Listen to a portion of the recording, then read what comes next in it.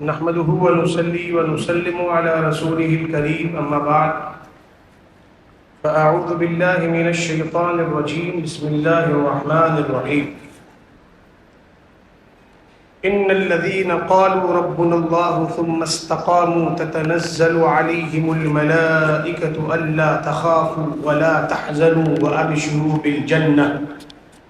وأبشروا بالجنة التي كنتم توعدون صدق الله مولانا العظيم وصدق رسوله النبي الأمين المتين الكريم ونحن على ذلك لمن الشاهدين والشاكرين والحمد لله رب العالمين.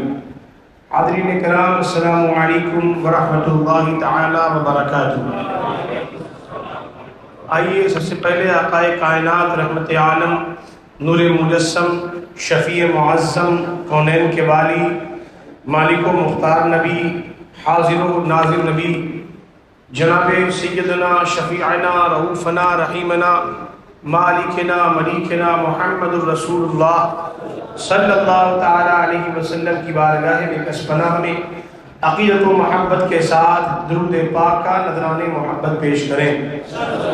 صلی اللہ علیہ نبی جی وآلہ صلی اللہ تعالیٰ علیہ وسلم صلاۃ و سلاما علیک یا رسول اللہ. صلی اللہ علیہ نبی جی وآلہ صلی اللہ تعالیٰ علیہ وسلم صلاۃ و سلاما علیک یا رسول اللہ. صلی اللہ علیہ نبی صلی اللہ تعالیٰ علیہ وسلم صلاۃ و سلاما علیک یا رسول اللہ یا حبیب اللہ یا نبی اللہ صلی اللہ علیہ وسلم. قد ضاقت حیلتی انت وسیلتی ادرکنی سریعا سریعا فی قضاء حاجتی یا قاضی الحاجات. اعلیٰ حضرت عظیم البرکت کنز الکرامت جبل الاستقامت شیخ الاسلام والمسلمین حجت اللہ فی الارضین آیت من آیات اللہ الشاہ امام احمد رضا فاضل بریلوی رضی اللہ تبارک و تعالی عنہ فرماتے ہیں کعبے کے بدر الدجا تم پہ کروڑوں درود، طیبہ کے شمس الضحا تم پہ کروڑوں درود، شافع روز جزا تم پہ کروڑوں درود، دافع جملہ بلا تم پہ کروڑوں درود، خلق کے حاکم ہو تم، رزق کے قاسم ہو تم، اور تم سے ملا جو ملا تم پہ کروڑوں درود. یا رسول اللہ صلی اللہ علیہ وسلم تم ہو حفیظ و مغیث، کیا ہے وہ دشمن خبیث، اور تم ہو تو پھر خوف کیا تم پہ کروڑوں درود. ایک طرف آدائے دین ایک طرف ہے حاسدین، بندہ ہے تنہا شہا تم پہ کروڑوں درود. کر دو عدو کو تباہ حاسدوں کو روبرا، اہل بلا کا بھلا تم پہ کروڑوں درود. اور کام وہ لے لیجئے تم کو جو راضی کرے، ٹھیک ہو نام رضا تم پہ کروڑوں درود. خلیفہ مفتی اعظم مفتی محبوب رضا روشن القادری علیہ الرحمٰن نے اس میں اضافہ کرتے ہوئے فرمایا کہ خواجہ غوث الورا اور امام محمد رضا سب ہے تمہاری عطا تم پہ کروڑوں درود. اور مسلک احمد رضا جس کی ہر سو ہو ضیا مٹ جائے نجدی بلا تم پہ کروڑوں درود. اور سید سراج اظہر دین کے سچے رہبر تم پہ ہیں جان سے فدا تم پہ کروڑوں درود. مفتی اعظم شاہ پیر سراج ہدا دل میں ہو جلوہ نما تم پہ کروڑوں درود. ابھی میں نے قرآن پاک کی مقدس ایک آیت کریمہ کی تلاوت کا شرف حاصل کیا. اللہ رب العزت ارشاد فرماتا ہے ان الذین قالوا ربنا اللہ ثم استقاموا تتنزل علیہم الملائکہ الا تخافوا ولا تحزنوا وابشروا بالجنة التي كنتم توعدون. اعلیٰ حضرت عظیم البرکت ترجمہ فرماتے ہیں کہ جنہوں نے کہا ہمارا رب اللہ ہے، پھر اس پر ثابت قدم رہے ان پر فرشتے اترتے ہیں۔ اللہ فرماتا ہے فرشتے اترتے ہیں کہ تم نہ ڈرو اور نہ غم کرو اور اس جنت پر خوش ہو جاؤ اور اس جنت سے خوش ہو جاؤ جس کا تم سے وعدہ کیا جاتا تھا۔ یعنی جن لوگوں نے اپنے ایمان کا یوں اقرار کیا کہ ہمارا رب صرف اللہ تعالی ہے، پھر اس پر ثابت قدم رہے، ان پر اللہ تعالی کی طرف سے فرشتے اترتے ہیں، انہیں تسلی اور بشارتیں دیتے ہیں اور ایسوں کو جنت کی خوشخبری سناتے ہیں۔ اس آیت کریمہ میں اصحاب استقامت پر فرشتوں کے اترنے کا ذکر کیا گیا ہے، اور ان فرشتوں کا اترنا صرف دنیا ہی میں نہیں بلکہ موت کے وقت بھی فرشتوں کا اترنا ہوتا ہے۔ دنیا میں فرشتے اتر کر مسلمانوں کے دلوں میں اطمینان، تسلی اور ثابت قدمی کی دولت القاء فرماتے ہیں، مسلمانوں کو ہمت دلاتے ہیں، حوصلہ بڑھاتے ہیں اور دشمن کے مقابلے میں جذبے دلاتے ہیں۔ انہی باطل کی قوت و طاقت سے نہ ڈرنے اور راہ حق میں دی جانے والی مالی قربانیوں پر رنج غم نہ کرنے کی تلقین کرتے ہیں۔ ان کے دل و دماغ میں آخرت کی رغبت، جنت کی محبت، رضائے الہی کی عظمت اور قرب الہی کا شوق بڑھاتے ہیں۔ دنیا میں فرشتوں کے اترنے کا بیان قرآن کریم کی سورہ انفال آیت نمبر 12 میں موجود ہے۔ رب کریم ارشاد فرماتا ہے اذ یوحی ربک الی الملائکۃ انی معکم فثبتوا الذین آمنوا سألقی فی قلوب الذین کفروا الرعب فاضربوا فوق الاعناق واضربوا منهم کل بنان۔ یاد کرو اے حبیب جب تمہارا رب فرشتوں کو وحی بھیجتا تھا کہ میں تمہارے ساتھ ہوں، تم مسلمانوں کو ثابت رکھو، ان قریب کافروں کے دلوں میں ہیبت ڈال دوں گا، تو تم کافروں کی گردنوں کے اوپر مارو اور ان کے ایک ایک جوڑ پر ضربے لگاؤ۔ دنیا میں فرشتوں کا اترنا تو واضح ہے، لیکن ان فرشتوں کے اترنے کو کوئی انسان بظاہر اپنی آنکھوں سے نہیں دیکھ سکتا۔ اللہ اکبر۔ جس کے پاس لیکن رب کا ایسا بندہ جس کے پاس ظاہری بصارت کے ساتھ ساتھ باطنی بصارت کی بھی دولت ہو تو ایسا مومن اللہ تعالیٰ کے خاص کرم سے ضرور فرشتوں کے نزول کو دیکھتا ہے۔ لیکن ایک وقت ایسا بھی ہے کہ جب ہر کوئی فرشتے کو دیکھتا ہے، عام بندہ بھی فرشتے کو دیکھتا ہے، وہ ہے موت کا وقت۔ وہ ہے موت کا وقت کہ ایسے موت کے وقت فرشتے اترتے ہیں تو انسان انہیں دیکھتا ہے اور ان کی آواز سنتا ہے۔ اس وقت فرشتے بندے مومن سے کیا کہتے ہیں؟ اس وقت فرشتے جو بندے مومن کے پاس اس کی روح نکالنے آئے ہیں وہ بندے مومن سے کہتے ہیں کہ جو دنیا اور دنیا والے تم کو چھوڑے جا رہے ہیں ان پر غم نہ کرو اور آخرت کی آنے والی منزلوں کا خوف نہ کرو، ہم دنیا و آخرت میں تمہارے دوست ہیں۔ سبحان اللہ۔ فرشتے مزید کہتے ہیں کہ تمہیں جنت کی خوشخبری ہو جس کا دنیا میں تم سے وعدہ کیا جاتا ہے، اور یہ جنت کی نعمتیں غفور الرحیم رب عز و جل کی طرف سے مہمانی ہیں۔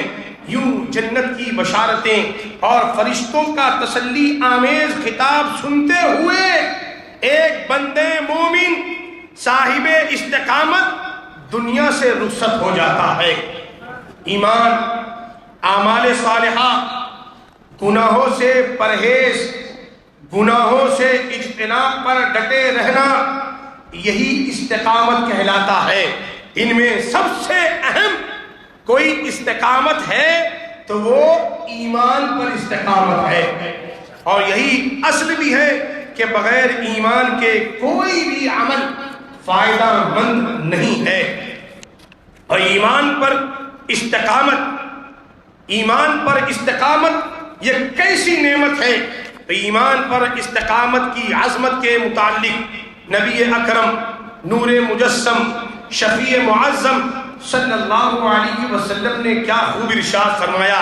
میرے آقا فرماتے ہیں کہ 3 چیزیں جس شخص میں ہو وہ ایمان کی مٹھاس پائے گا، وہ ایمان کی لذت محسوس کرے گا۔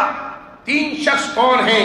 پہلا وہ جسے اللہ تعالی اور رسول اکرم صلی اللہ علیہ وسلم سب سے زیادہ محبوب ہو، سب سے زیادہ محبوب ہو، دنیا کی ساری نعمتوں سے زیادہ، سارے رشتہ داروں سے زیادہ، سارے بھائیوں سے زیادہ اور سارے دوستوں سے زیادہ اگر محبوب ہو تو اللہ اور اس کے رسول کی ذات ہو۔ دوسرا وہ جو کسی آدمی سے محبت رکھتا ہو تو خالص اللہ کے لیے محبت رکھتا ہو، اور تیسرا وہ جو اسلام قبول کرنے کے بعد پھر کفر میں جانا اتنا ہی ناپسند کرے جتنا آگ میں جھونک دیا جانا ناپسند کرتا ہے۔ یقیناً ایمان پر استقامت یہ بڑی دولت ہے جو ہر کسی کو نہیں بلکہ رب تعالی جس پر اپنا فضل و کرم فرماتا ہے اسے ہی استقامت فی الدین کی دولت سے مالا مال فرماتا ہے۔ صحابہ کرام نے ایمان پر استقامت کے وہ نمونے پیش کیے کہ رہتی دنیا تک اس کی مثال پیش نہیں کی جا سکتی۔ احادیث اور تاریخ کی کتابوں میں بے شمار واقعات موجود ہیں جو ایک مومن کو حوصلہ عطا کرتے ہیں، جذبہ عطا کرتے ہیں۔ انہی واقعات میں سے ایک واقعہ سماعت کرتے چلیں، ایمان کو زندگی عطا کریں۔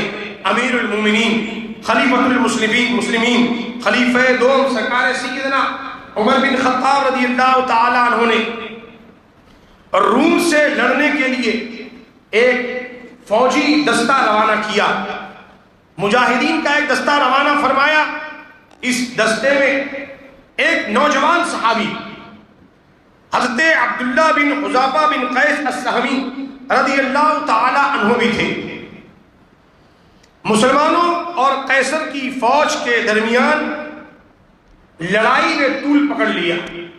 قیصر جو روم کا بادشاہ تھا، قیصر مسلمانوں کی بہادری اور ثابت قدمی پر بڑا حیران ہوا اور حکم دیا کہ مسلمانوں کا کوئی جنگی قیدی ہو، اسے قید کر کے لایا گیا ہو تو اس کو حاضر کیا جائے۔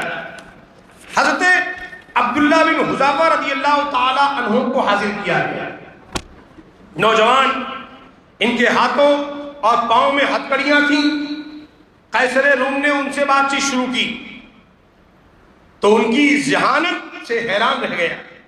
پھر قیصر نے حضرت عبداللہ سے کہا کہ اے عبداللہ، تو میرا مذہب نصرانیت جو ہے قبول کر لے، میں تجھ کو آزاد کر دوں گا۔ حضرت عبداللہ رضی اللہ تعالی عنہ نے فرمایا کہ میں نصرانیت ہرگز قبول نہیں کروں گا۔ قیصر نے دولت کی لالچ دیتے ہوئے یہ کہا آگے کہ نصرانیت قبول کر لے، آدھی سلطنت اس کو دے دوں گا، آدھی سلطنت تجھے دے دوں گا، بس نصرانیت قبول کر لے۔ حضرت عبداللہ نے فرمایا کہ نہیں، مجھے تیری سلطنت کی ضرورت نہیں۔ پھر قیصر نے دولت اور حکومت دونوں کا لالچ دیتے ہوئے کہا کہ نصرانیت قبول کر لے، آدھی سلطنت بھی دے دوں گا اور تجھے حکمرانی میں شریک کروں گا، جتنی میری حکمرانی ہے جہاں جہاں اس میں تجھے بھی شریک کروں گا۔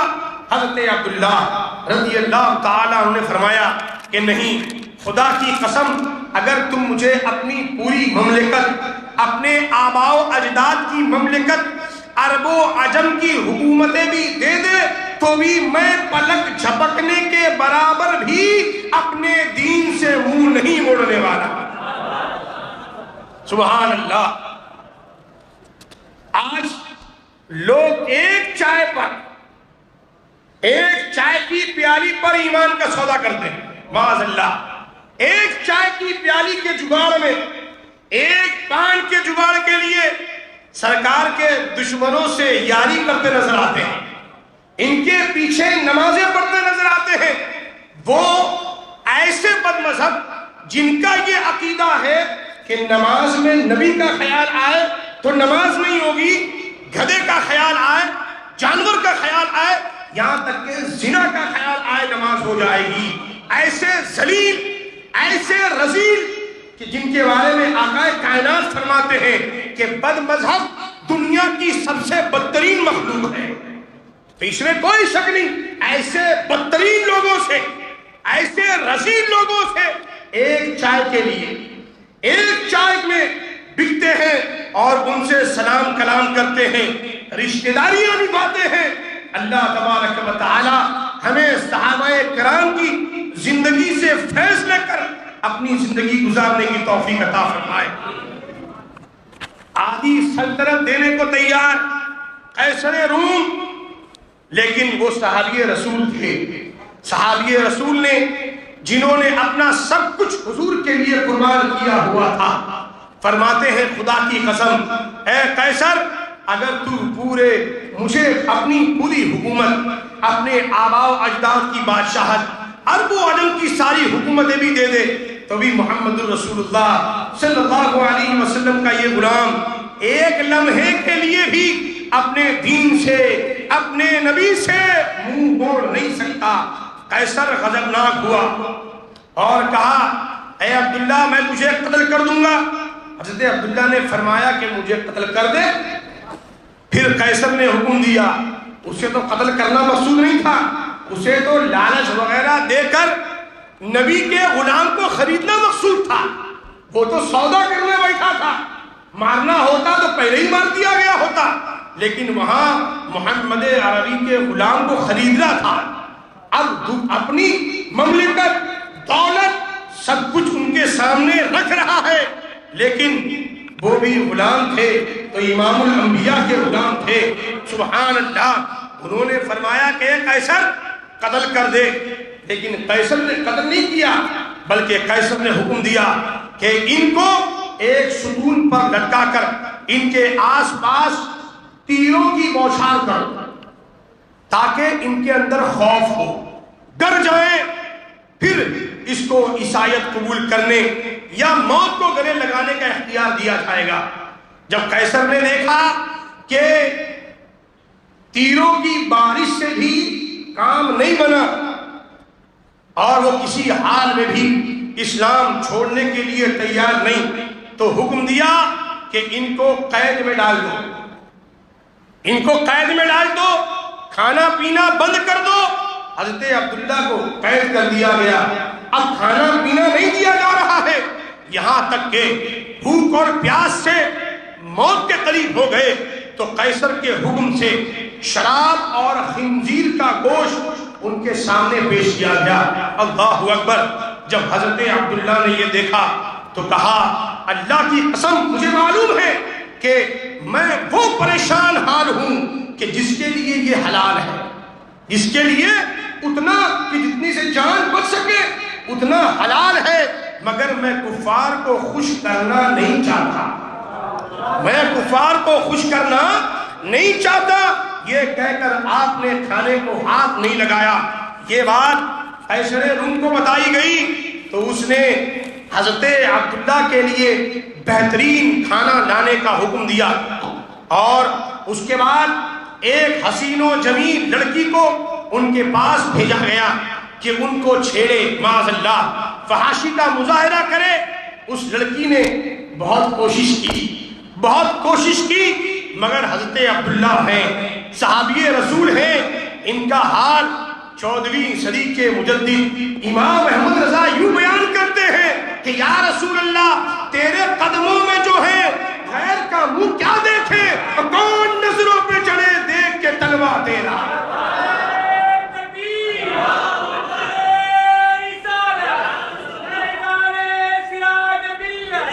آپ نے اس کی طرف کوئی توجہ نہیں کی، یاد نبی میں ڈوبے، ذکر الہی میں مشغول رہے۔ جب لڑکی نے یہ دیکھا تو بڑا غصہ آیا اس کو، بہت غصہ آیا، اپنی بے عزتی محسوس کی اس نے، اور باہر چلی گئی اور کہا کہ تم نے مجھے کیسے آدمی کے پاس بھیجا؟ میں سمجھ نہ سکی کہ وہ انسان ہے یا پتھر ہے۔ اس کو یہ بھی معلوم نہیں کہ میں آدمی ہوں یا لڑکی ہوں، میں کون ہوں۔ جب قیصر روم کا یہ ہر بار ہی ناکام ہوا اور حضرت عبداللہ کے بارے میں وہ مایوس ہوا، تو اب ایک پیتل کی دیگ منگوائی، اس میں تیل ڈال کر خوب گرم کیا اور حضرت عبداللہ کو اس دیگ کے سامنے لایا۔ اسی درمیان ایک دوسرے مسلمان قیدی کو زنجیروں سے باندھ کر لایا گیا، ان کو اس مسلمان قیدی کو اٹھا کر اس ابلتے ہوئے کھولتے ہوئے تیل میں ڈال دیا گیا، جن کی ایک چیخ نکلی اور دیکھتے ہی دیکھتے ان کی ہڈیاں الگ ہو گئیں، تیل کے اوپر تیرنے لگیں۔ حضرت عبداللہ یہ سارا منظر دیکھ رہے تھے۔ اب ایک بار پھر قیصر حضرت عبداللہ کی طرف متوجہ ہوا اور نصرانیت قبول کرنے، اسلام چھوڑنے کی پھر پیشکش کر دی، مگر حضرت عبداللہ نے اب بھی انکار کر دیا۔ قیصر غصے سے پاگل ہونے لگا اور حکم دیا کہ اس دیگ میں موجود تیل اٹھا کر عبداللہ کی سر پر ڈال دیا جائے۔ جب قیصر کے کارندوں نے دیگ کھینچ کر حضرت عبداللہ کے قریب کی اور اس کی تپش کو، اس کی گرمی کو جو کھول رہا تھا وہ تیل آپ نے جب محسوس کیا تو حضرت عبداللہ رونے لگے۔ آپ کی ان خوش نصیب آنکھوں سے آنسو ٹپکنے لگے، جن آنکھوں نے رسول اللہ کا جلوے جہاں آرا دیکھا تھا۔ یہ دیکھ کر اب قیصر خوشی سے جھومنے لگا۔ اب بادشاہ خوش ہوا اور کہا عیسائی بن جا، معاف کر دوں گا۔ حضرت عبداللہ نے فرمایا نہیں، میں اپنا دین نہیں چھوڑ سکتا۔ قیصر نے رونے کی وجہ پوچھی، حضرت عبداللہ نے فرمایا کہ خدا کی قسم میں اس لیے رو رہا ہوں کہ میری ایک ہی جان ہے، میری ایک ہی جان ہے جو اس دیگ میں ڈال دی جائے گی۔ ارے میری تمنا یہ ہے کہ میرے سر کے بالوں کے برابر جانیں ہوں اور وہ ایک ایک کر کے محمد الرسول اللہ کے قدموں پر قربان ہو جائے۔ حضور مفتی اعظم نے فرمایا کہ یہ ایک جان کیا ہے اگر ہو کروڑوں، یا رسول اللہ تیرے نام پر سب کو وارا کروں۔ یہ سن کر قیصر روم نے مایوسی کے عالم میں جب سارا حربہ اس کا ناکام ہو گیا، اب آخر میں اس نے ایک بات آپ کے سامنے رکھی، کہا کہ اے عبداللہ کیا یہ ممکن ہے کہ تم میرے سر کو بوسہ دے دو؟ کیا یہ ممکن ہے کہ میرے سر کو بوسہ دو اور میں تمہیں رہا کر دوں؟ حضرت عبداللہ نے فرمایا اگر میرے ساتھ تمام مسلمان قیدیوں کو رہا کرتے ہو تو عبداللہ تمہارے سر کا بوسہ لینے کو تیار ہے۔ اگر سارے مسلمان قیدیوں کو رہا کرنے کو تیار ہو تو میں تمہارے سر کو بوسہ دینے کو تیار ہوں۔ قیصر نے کہا ٹھیک ہے، میں سب کو رہا کر دوں گا۔ تو حضرت عبداللہ نے اپنے ساتھ دوسرے مسلمانوں کو رہا کرنے کے لیے اس قیصر کے سر کو بوسہ دیا اور سارے مسلمان رہا کر دیے گئے۔ اب سنیے اب انعام کیا ملا، اتنی تکلیفیں جھیلی، اب دیکھیے کیا انعام ملا۔ اب آئے مدینہ المنورہ، جب واپس آئے سرکار فاروق اعظم کی بارگاہ میں حاضر ہوئے، امیر المومنین کی بارگاہ میں حاضری دی۔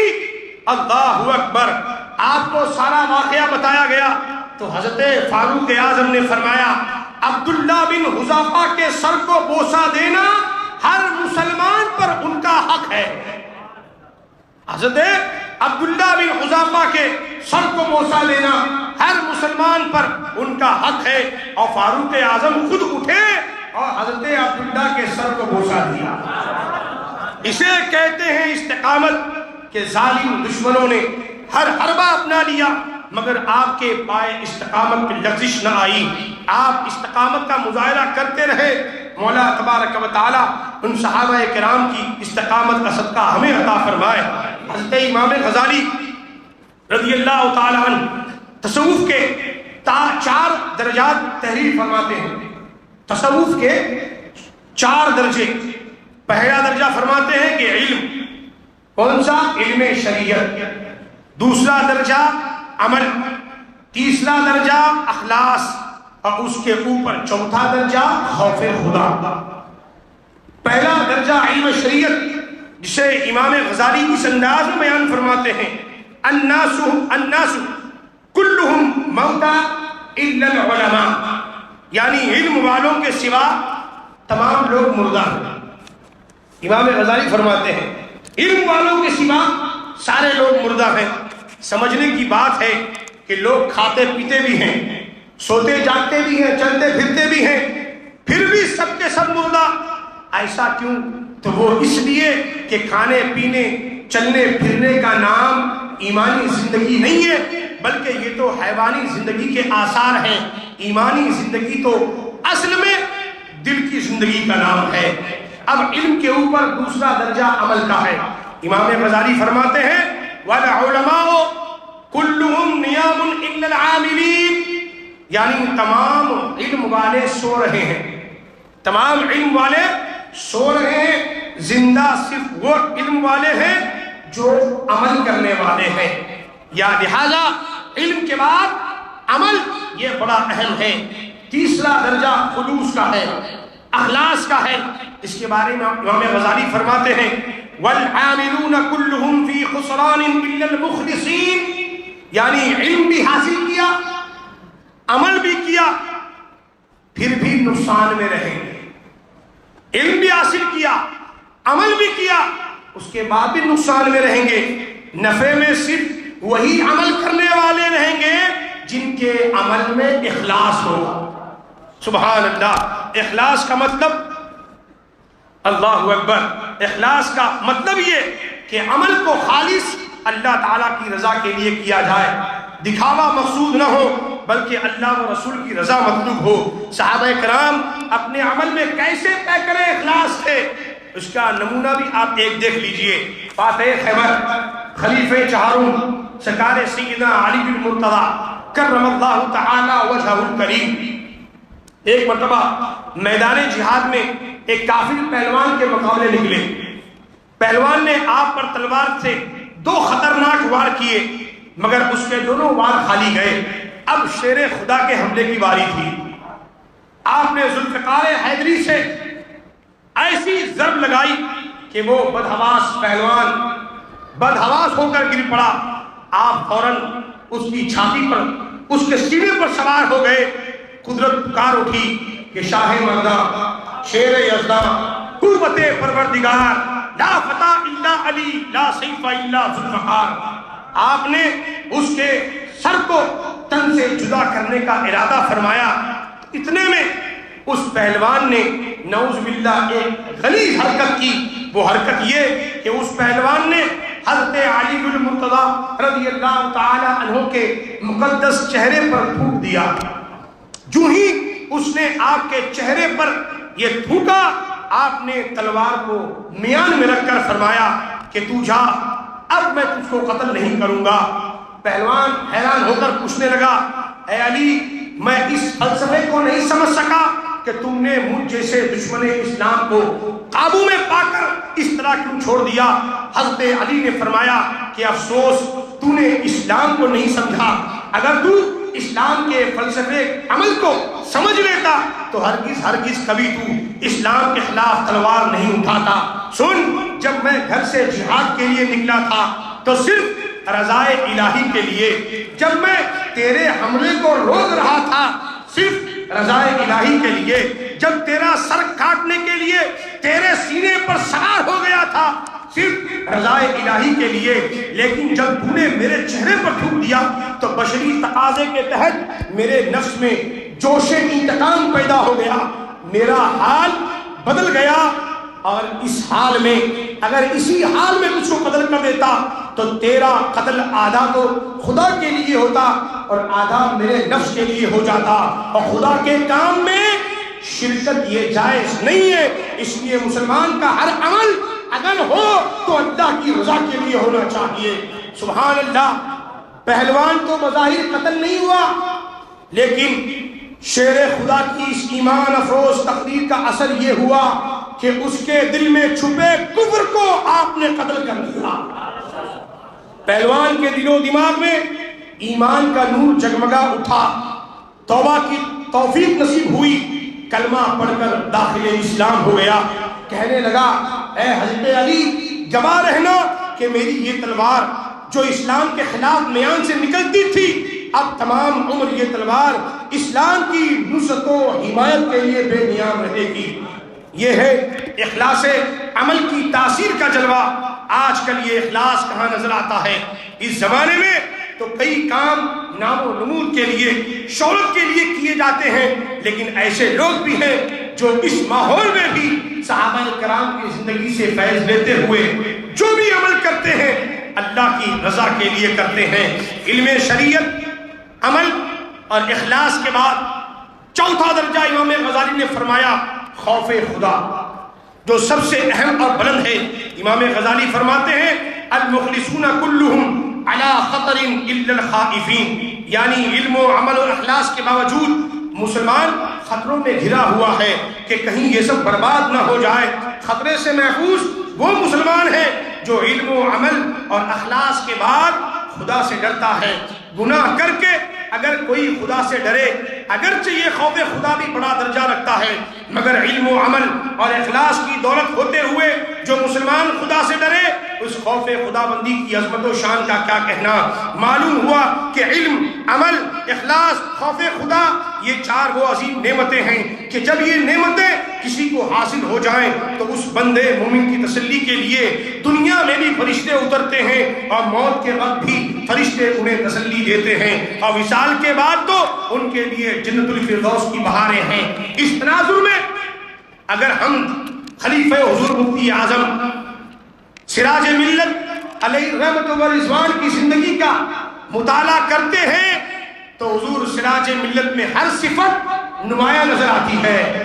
علم کے اعتبار سے دیکھیں تو حضور سراج ملت بہترین عالم نظر آتے ہیں، عمل کے اعتبار سے دیکھیں اس میں بھی حضور سراج ملت بے مثال نظر آتے ہیں، اور اخلاص دیکھیں تو حضور سراج ملت کا ہر کام اخلاص سے بھرپور نظر آتا۔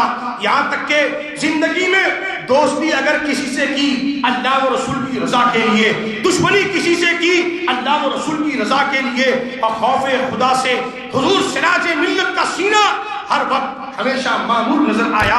اپنے دل میں ایسا خوف خدا بسا رکھا کہ دنیا کا خوف آپ کے قریب بھی نہیں آیا، بلکہ بڑی سے بڑی طاقت سے بھی اللہ کے بھروسے مقابلے کے لیے تیار ہو جاتے۔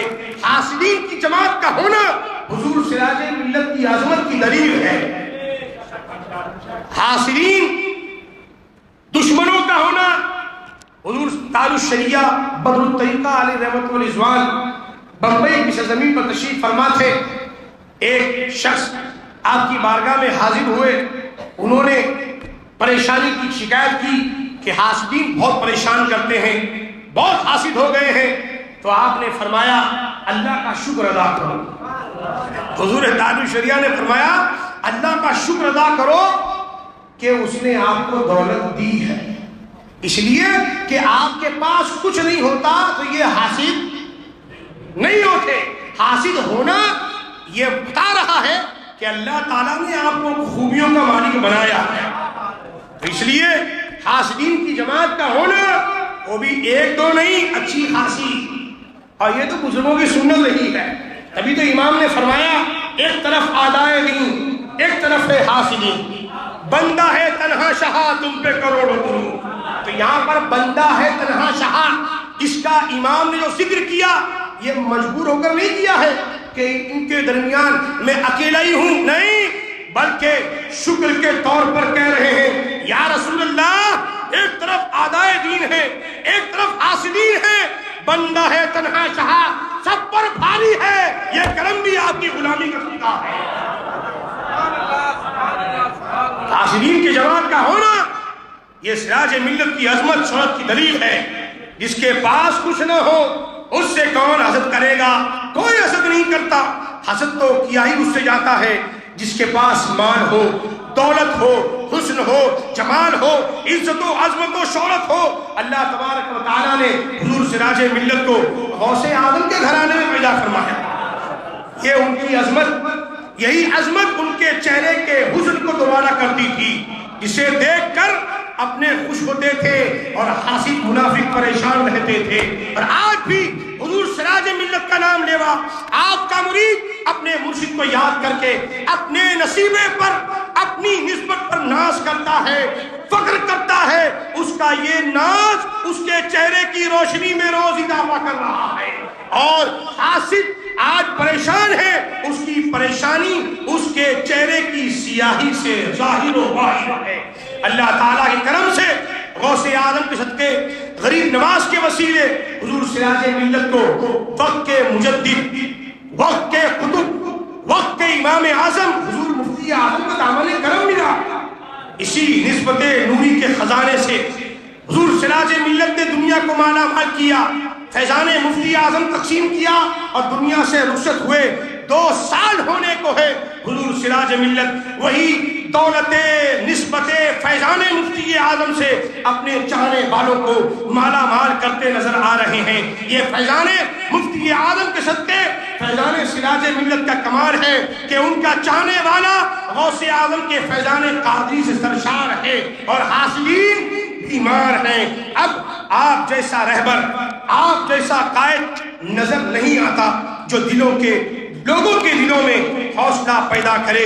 ان کا سایہ، ایک تجلی، ان کا نقش پا چراغ، یہ جدھر گزرے ادھر کو روشنی ہوتی گئی. حضور سراج ملت کے اخلاص، جود و سخا، مہربانیاں، رحماء بینہم کی جمالی صورت و سیرت کا آپ حضرات نے بارہا مشاہدہ کیا. آپ حضرات نے بہت قریب سے دیکھا. کیا دیکھا؟ کہ اس مسجد کے حجرے مشکل کشائی میں تشریف فرما ہوتے تو حاجت مند اپنی حاجتیں بیان کرتے، ضرورت مند اپنی ضروریات کے لیے حاضر ہوتے. حضور سراج ملت رب کے فضل و کرم اور نبی اکرم کے صدقے ان ضرورت مندوں کی ضرورت کے مطابق دستگیری فرماتے. کوئی مال کا طالب ہوتا تو مالی تعاون فرماتے، کوئی مختلف مقاصد کے تحت تعویذات کا خواہاں ہوتا تو ضروری تعویذات عنایت فرماتے. ضرورت مندوں سے مسکرا کر ہم کلام ہوتے. آپ کی مسکراہٹ و تبسم کا نقشہ آج بھی ہم سب کے ذہن و دماغ میں سجا ہوا ہے. لیکن جب کوئی دشمن دین، جب کوئی گستاخ نبی و مرسلین بکواس کرتا تو اس وقت حضور سراج ملت اشداء علی الکفار کا آئینہ بن جاتے اور قصر باطل کو ایسا متزلزل فرما دیتے کہ جس کی دھمک اہل باطل ایک زمانے تک محسوس کرتے، جس کا گواہ صرف ممبئی نہیں بلکہ پورا ملک ہے کہ وہ سراج ملت ایسا مرد مجاہد تھا کہ اس کے سامنے مفتی اعظم کے خلاف کسی کو بولنے کی ہمت نہیں تھی. اس کے سامنے کسی کے اندر یہ مجال نہیں تھی کہ اعلیٰ حضرت کی علی کے خلاف کوئی بول سکے.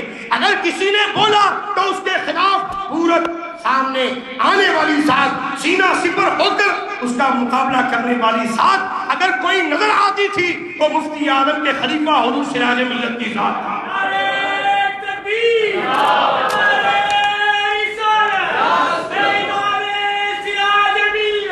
اپنے اسی لیے زندہ باد پائندہ باد بیگانوں سے زیادہ اپنوں کی پریشانی کا اصل سبب یہی ہے کہ کبھی کسی کو خاطر میں نہیں لایا، کسی کے جیب پر نظر نہیں رکھی. الحمدللہ ہمیشہ فرماتے تھے حضور سراج ملت ڈنکے کی چوٹ پر یہ اکثر فرماتے تھے کہ جب تک بکا نہ تھا کوئی پوچھتا نہ تھا، یا مفتی اعظم تم نے خرید کر مجھے انمول کر دیا. اس لیے الحمدللہ یہ قطب کوکن مخدوم علی ماہمی برج جو آپ کے سامنے نظر آ رہا ہے یہ حضور سراج ملت کی کاوشوں کا نتیجہ ہے. الحمدللہ جب وزیر اعلیٰ ولاس راؤ دیشمکھ تھے اس وقت سارے لوگوں کے ساتھ حضور سراج ملت اس کے پاس یہ مطالبہ لے کر گئے. بمبئی کے مسلمانوں کا یہ مطالبہ ہے کہ اس برج کو سرکار مخدوم ماہن کے نام سے منسوب کیا جائے. اس نے دلاسا دیا ہم یہ کام کریں گے. اتفاق وزیر اعلیٰ تبدیل ہوا, دوسرے وزیر اعلیٰ بنے, اس کو بھی جا کر آپ نے میمورنڈم دیا. پھر اتفاق یہ ہوا کہ وہ وزیر اعلیٰ کو ہٹایا گیا, پھر وہی وزیر اعلیٰ بنے. تو پھر حضور سراج ملت ان کے سامنے گئے اور فرمایا کہ سنو, اب تو دوسری مرتبہ تم وزیر اعلیٰ بنے ہو, یہ حضرت مخدوم ماہن نے آپ کو بنایا ہے اور یہ اسی کام کے لیے بنایا ہے. اب اگر کام نہیں کرو گے تو پھر تیسری مرتبہ بننا مشکل ہے. تو اس نے کہا نہیں مولانا صاحب کی اس بار تو یہ کام ہو کر رہے گا. اور الحمدللہ سرکار مخدوم ماہن کا فیضان ایسا جاری ہوا کہ وہ دن بھی باہر کے آئے جب وزیر اعلیٰ نے خود منظور کیا اور منہ میٹھا کرا کر یہ کہا مولانا صاحب آپ کا جو مطالبہ تھا وہ آج منظور ہو گیا ہے. یہ کرم ہے سرکار مخدوم ماہن کا, یہ کرم ہے سرکار مفتی اعظم کا کہ حضور سراج ملت کے اس علاقے میں اگر نشانیاں دیکھیں گے, اگر ان کی یادگار دیکھنی ہے تو آئیے امام احمد رضا چوک نظر آئے گا, آپ کو سبیل غریب نواز نظر آئے گی, آپ کو قطب کوکن مخدوم علی ماہنی برج نظر آئے گا, آپ کو سید ابو الہاشم گلی نظر آئے گی, اور آپ کو اس علاقے کی رضا جامع مسجد نظر آئے گی, اور اس میں مسلک رضا کا قلعہ دارالعلوم فیضان مفتی اعظم نظر آئے گا.